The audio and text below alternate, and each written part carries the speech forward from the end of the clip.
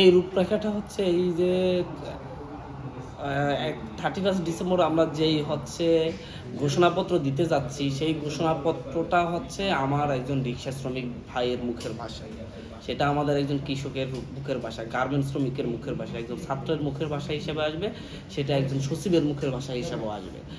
কেন আমাদের 24-এ সেই ছাত্রদেরকে, রিক্সা শ্রমিকদেরকে, গার্মেন্টস শ্রমিকদেরকে, কৃষকদেরকে জীবন দিতে হয়েছে, কোন ধারাবাহিকতায় সে 24 সংগঠিত হয়েছে সেটা যেমন উল্লেখ থাকবে, তেমন হচ্ছে কেন তারা রক্ত দিয়েছে এবং হচ্ছে তারা এই রক্তের বিনিময়ে কি চাচ্ছে আগামী বাংলাদেশে সেটা থাকবে।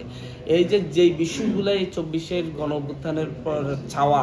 যে আকাঙ্ক্ষা, সেই আকাঙ্ক্ষার যেই বিষয়গুলো থাকবে, যেই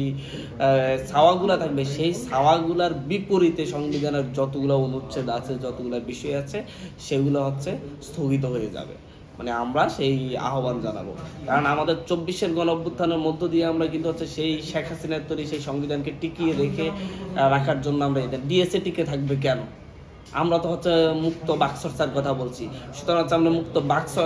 স্বাধীনতার কথা যখন বলবো সেই আমাদের ঘোষণাপত্রে জুলাই প্রক্লেমেশন, তখন হচ্ছে সংবিধানে সেই অনুচ্ছেদটা, সেই আইনটি বাতিল হয়ে যাবে, সে স্থগিত হয়ে যাবে। ঠিক এইরকম ভাবে আমাদের যে আকাঙ্ক্ষার বাইরে, মানে 24-এর আকাঙ্ক্ষার বাইরে সংবিধানের যতগুলো আইন আছে, যতগুলো অনুচ্ছেদ আছে, সেগুলো স্থগিত হয়ে যাবে।